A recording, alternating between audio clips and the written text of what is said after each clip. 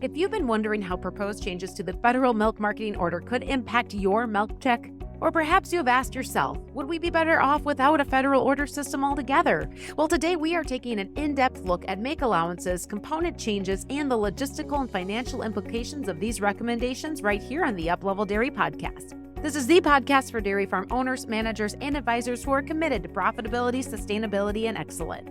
I'm Peggy Coffeen, and it's my mission to bring you the conversations that will uplevel your skill set and your mindset so you can be a top performer in the dairy farming business. This episode is sponsored by Compeer Financial. Compeer Financial is a member-owned farm credit cooperative serving and supporting agriculture and rural America. Their dairy team brings world-class expertise and tailored solutions to support dairy producers' financial goals and lending needs.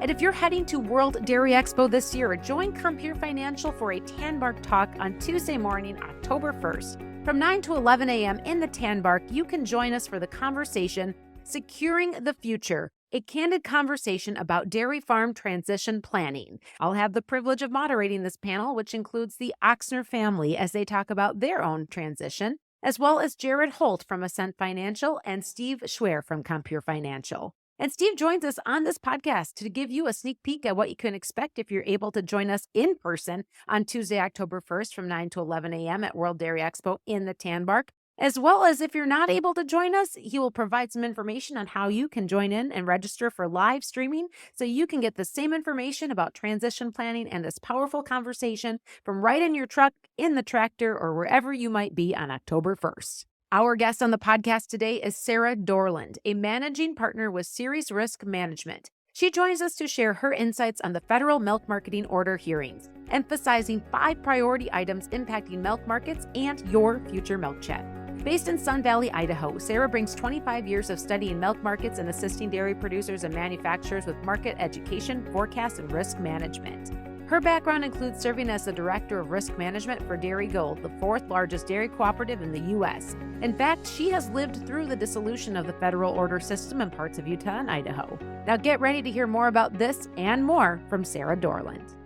Sara, as you mentioned, you work closely with the banking team at Compeer with not just helping them understand how to assist their clients in understanding milk markets, but this FMMO situation is also something that you keep a close pulse on.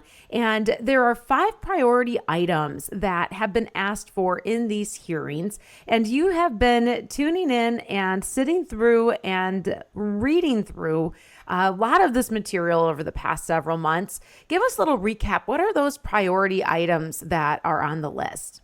Sure. As you mentioned, there were 5 things. Industry really came together as it related to the make allowance. Processors basically said, especially after the pandemic, it's just getting increasingly more expensive to convert milk into the various dairy products. And as a result, I think most everybody agreed that the make allowance was the most appropriate thing to move forward on.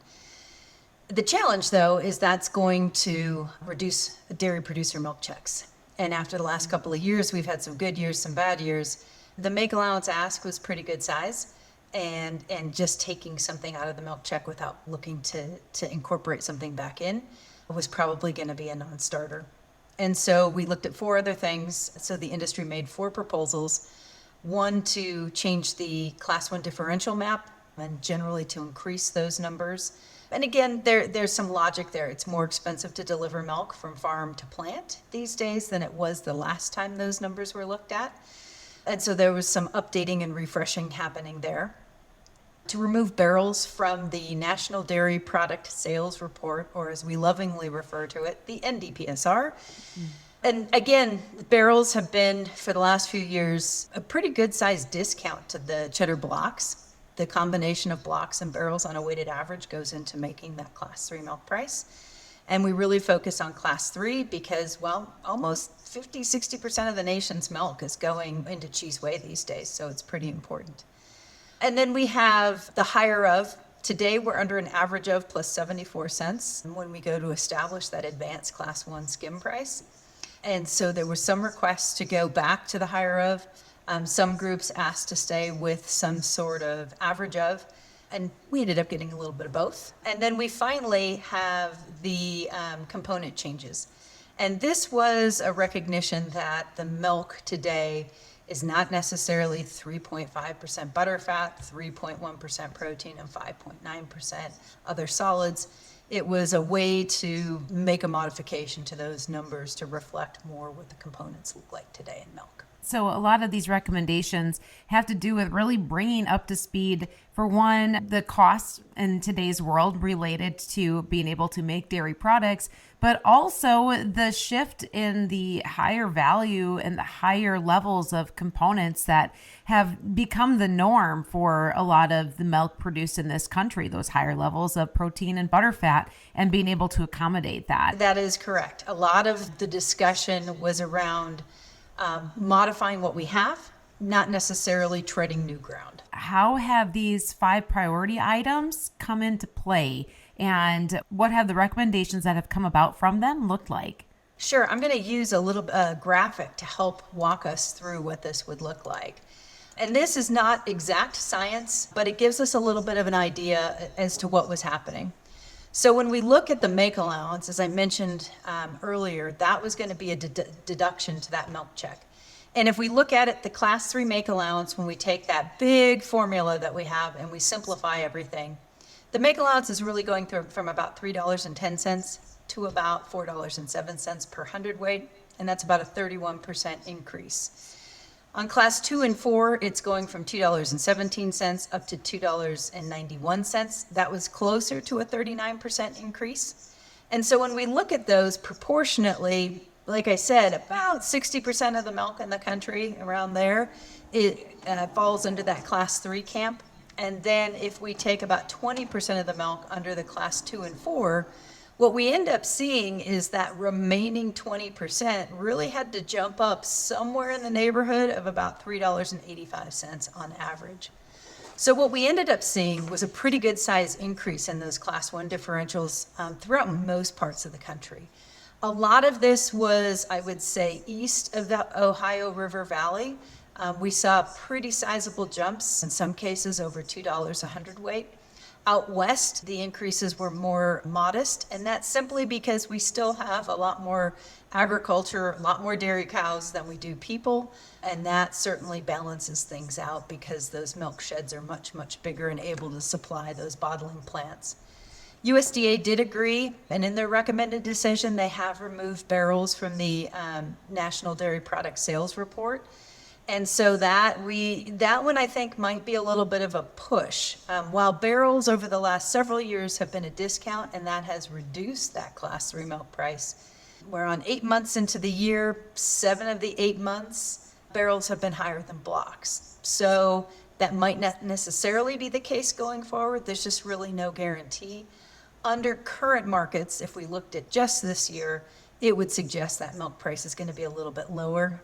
But when they looked at that kind of look back 5-year period, it did look to increase it. USDA gave us a little surprise when they said, boy, we're going to give you the higher of for what we would say is HTST milk, that high temperature short time milk, a lot of the gallon and half gallon jugs. But they also said for extended shelf life milk or anything that has a shelf life of 65 days or more, that they were going to use the average of plus a lagging 12 months, so the 13th through 36th month average of the difference between the higher of and the average of, tacked onto that number. So again, if you do that look back period, the ESL price was higher, but remember it's a rolling average, and in that look back period, it incorporated 2020. So when we look at these numbers, right now, it's suggesting that the two things are much closer, and it's likely the higher of will remain higher than the ESL price for once implementation happens. And we certainly did get that component change. So we did see an increase. So instead of 9% or 9 pounds per every 100 pounds of milk for skim solids, we're up to 9.3. They left the butterfat percentage alone at 3.5, simply because regardless of how that milk is used, the way the system works today is dairy producers are compensated for the actual fat that they turn in. Sarah, as you highlight those recommendations, and a lot of this is catching up to speed by accounting for increases in costs and pricing, do you see these bumps as enough. Based on your history and your experience of dealing in milk marketing and also looking at milk pricing, are these recommendations catching us up to the place where we can be to move forward into the future? Is it enough? I certainly say that it looks like in parts of the country it's going to be positive. But remember that balancing act that we have, when we sit down and take a look at how that plays out, again, it's where we've got high percentages of Class 1 utilization. And that's really the East Coast when we sit down and take a look at where this is. A lot of this is being done on a national average. And so if the utilization isn't at the national average, then we expect to see some differences. For example, if I look at the upper Midwest, that's very high 80s on utilization for Class 3 milk. So if we look at it, it was done on a national average. And if the utilization in any one of those markets isn't meeting the average, it's going to swing the results that dairy producers specifically see. The make allowance is the make allowance, and the processors and co-ops will see the benefit of that. But if you recall that scale, it really depends on how much Class 1 utilization you have. So what we expect to see is that the East Coast is going to be above average. And if we take a look at, let's say, Federal Order 30 or the upper Midwest, where there just really isn't very much Class 1 utilization, we would expect to see that those checks are going to actually fall below average. Overall, if we shuffle everything out, based on the data that we have today, it's probably going to be, if it's a positive, it might be 10, maybe 15 cents improvement nationwide. It's not a huge number. But again, if you recall the upper Midwest, the opposite of that would be Florida, right? Order 6, they've got about 80-some% Class 1 utilization, not a lot of processing plants. So those farms are going to see a pretty good size increase. But markets are going to react to this regulation. New plants are going to go in. Things are going to shift. So did we tune the system for the next 15 to 20 years? Probably not. Did we address some pretty good sized concerns that were in the system? Yeah, we did. Overall, how are the chips going to fall? It really depends on how an order's utilization works. And honestly, that's why I said east of the Ohio River Valley, probably positive. West, which is a lot of dairy states, probably less so. So when you take a step back and put all the pieces together of what these recommendations, shall they move forward, what they would mean for the future, do you think that it would change anything about the direction and the future location of processing and cows to follow, where processing might be more available than it currently is today? I certainly think so. I do think the ESL, the extended shelf life, could add a new wrinkle that we'd have to take a look at. Because realistically, that milk can travel long distances. It's got extremely long shelf life. We can pretty much, a single plant could hit end to end on the country. So I do think when it comes to Class 1, there could be some differences. I think when it comes to 2, 3, and 4, where the majority, 80% of our milk sits today, probably less so. And that's realistically cheese plants being in or out of the order.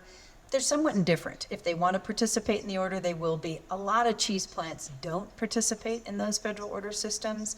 So they're really going to be looking at things and planning strategically for the future. Where do we have water? Where do we have ag-friendly states? What's a good state to do business?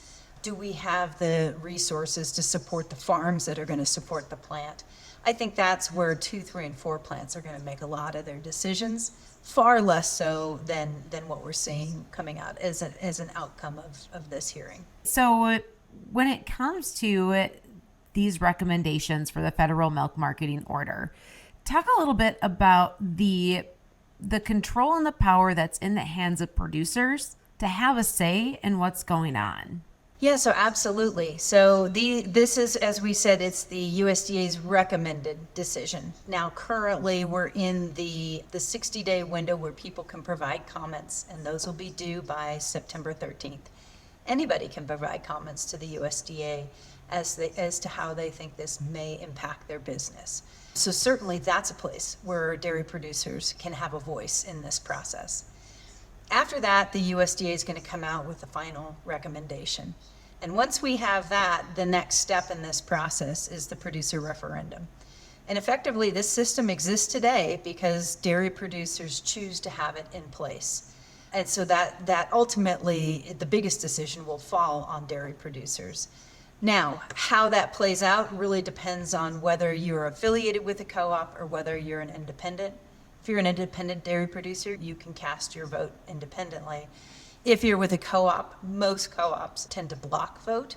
So it's really important for dairy producers who are members of co-ops to engage with their co-ops, ask questions of the staff, and make sure that they're providing that feedback along the way so that co-op understands how that group of producers wants that block vote to go through. So if you have strong feelings about this topic, it's not the time to sit back. It absolutely is not. This is the time when you really have to be active about this. You really want to be engaged and you want to understand, because while it may or may not be a big impact to any individual farm collectively, individually, when we look at this, it'll have an impact because it's changing the rules of play, and we certainly want to pay attention to that. Absolutely, if you're a farm doing risk management, you want to pay attention to these changes because that will impact how those futures and options markets also value milk and dairy products moving forward. Sarah, as you kind of outlined the upcoming steps in this process, there's the commenting period that is closing on September 13th. And then what will come from that is this voting period on the referendum. And as you mentioned, there's the block voting from the co-ops, there's individual voting. And just take a moment and clarify, what does the vote really mean? If you are voting yes or no for the referendum, what does that mean you're voting for? Because I know I've talked with some producers, and this is a point that can cause a little confusion and unclarity in the space. So if you could just add some clarity there of what the yes vote means and what the no vote means with the referendums for the FMMO recommendations. Sure, it's confusing to a lot of folks because there's this idea of there's three doors, right? I can stay where I'm at, I can choose the USDA recommendation, or I can say no. And that's actually incorrect. Once that final recommendation comes out, what you're really looking at is a yes or no vote to that.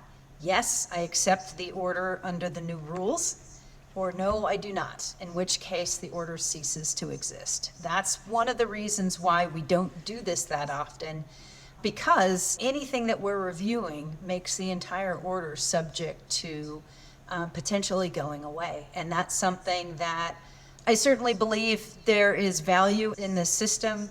However small those changes are, it does provide a sustainable competitive advantage within the United States. And I think it does protect some of our farms.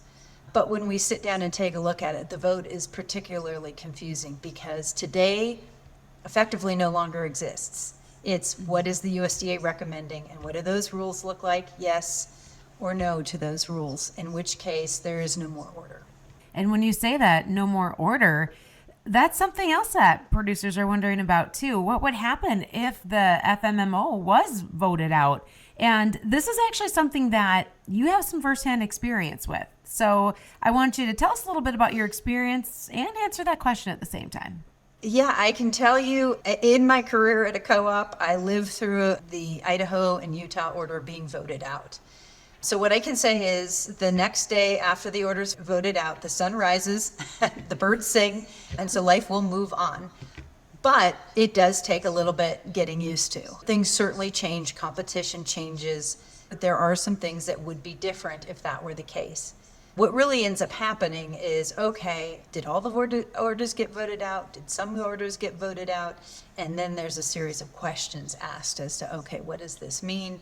And how does competition change as a result of that? Certainly, I'd say we don't get super creative on milk prices. We have an idea of how to pay for cheese. We understand what it costs to make cheese. A lot of folks today operate cheese plants outside of federal order systems. So I think some of the things that back in 2003, 2004 were a little bit new to us, the market has kind of moved on and been able to accommodate it. But there are certain things that the guarantee of those milk payments twice a month and sometimes in some orders 3 times a month, Those are things that would change. And those are the things that we don't spend a lot of time talking about are the things that dairy producers really need to consider, because those little guarantees in that system do provide some assurances that may not necessarily exist afterward. If you could maybe just expand on that a little bit and break out what was the best thing that came out of that for the producers in that region, and what was the worst? Both ends of the spectrum. I think the worst was initially we had a tough time figuring out how to pay for milk, especially if you've got a diversified production system. Idaho at the time was largely cheese-based. Our co-op was largely powder-based. So it was trying to reconcile those two things. And so it did create a little bit of volatility in that milk price, some changes while we were trying to figure things out that dairy producers had to somewhat accommodate and figure out themselves, what processor do I want to align with or co-op, and how does this help me? So there was that piece of it. I would say on the positive side, I always joke we were a little scrappy. We learned how to really compete, market products.